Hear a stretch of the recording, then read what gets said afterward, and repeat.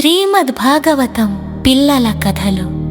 పిల్లలు, ఈరోజు మనం నేర్చుకోబోతున్నది స్కంధం 1, అధ్యాయం 13, శీర్షిక యుద్ధ ధర్మంలో.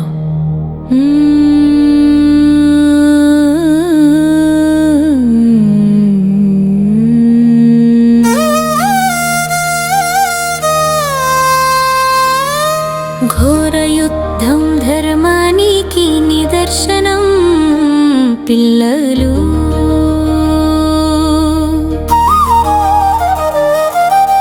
కురుక్షేత్ర యుద్ధం ముగిసిన తర్వాత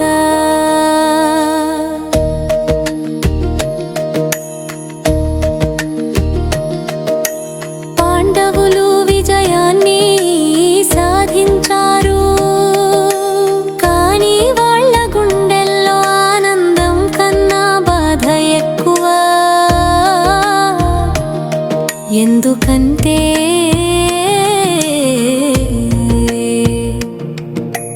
వారు మిత్రుల్ని, బంధువుల్ని కోల్పోయారు. అప్పుడు ధర్మరాజు యుధిష్ఠిరుడు చాలా బాధపడ్డాడు. ఆయన అన్నాడు, ఈ విజయం నాకు అవసరమా? నన్ను బ్రతికించి కృష్ణుడు ఎందుకిలా చేశాడు? కృష్ణుని భరోసా ధర్మం నడిపే దారి. ధర్మరాజు బాధలో ఉన్నప్పుడు శ్రీకృష్ణుడు సమీపించాడు. ఆయన చేతిని పట్టి ఇలా అన్నాడు, ధర్మాన్ని నమ్ము ధర్మరాజా. నీ చేతుల్లో ఉన్న తీర్పు ప్రజల పక్షంలో నిలవాలి. నీ బాధ వెనకున్న ప్రేమే నిన్ను నిజమైన రాజుని చేస్తుంది. కృష్ణుడి మాటలు ధర్మరాజుకి ధైర్యాన్నిచ్చాయి. అతడు తాను అనుసరించవలసిన మార్గాన్ని అర్థం చేసుకున్నాడు. అశ్వత్థామ చేసిన దారుణం.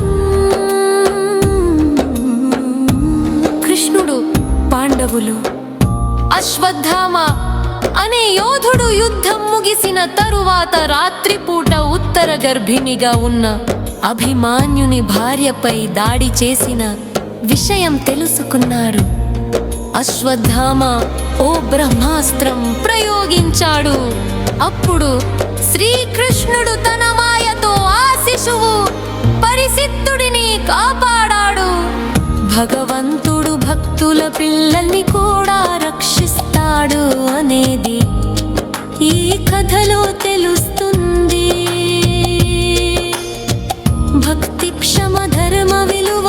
ధర్మరాజు అశ్వత్థాముని దోషాన్ని క్షమించాలా, శిక్షించాలా అన్న సందిగ్ధంలో ఉన్నాడు.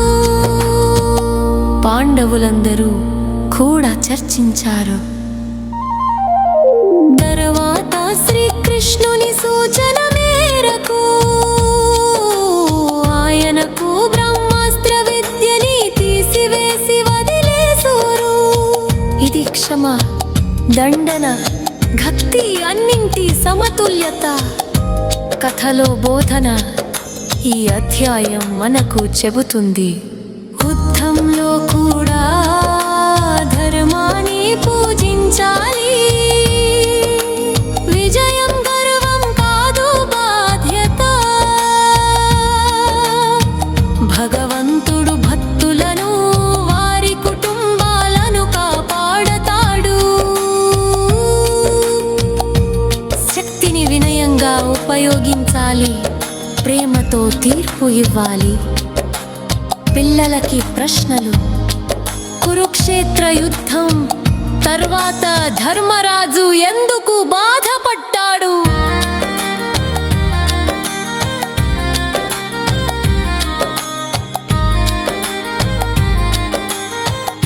అశ్వత్థాముడు ఏం చేశాడు? శ్రీకృష్ణుడు ఎలా పరిసిద్ధుని రక్షించాడు? ధర్మరాజు చివరకు ఏ తీర్పు ఇచ్చాడు? ధర్మం అనేది యుద్ధంలో గెలిచినంత మాత్రాన ముగించకూడదు. భక్తి ఉన్న వారిని భగవంతుడు ఎల్లప్పుడూ రక్షిస్తాడు. క్షమా శిక్ష మధ్య తేడా తెలుసుకొని ధర్మబద్ధంగా ఉండాలి. మనం కూడా భక్తిగా న్యాయంగా జీవించాలి.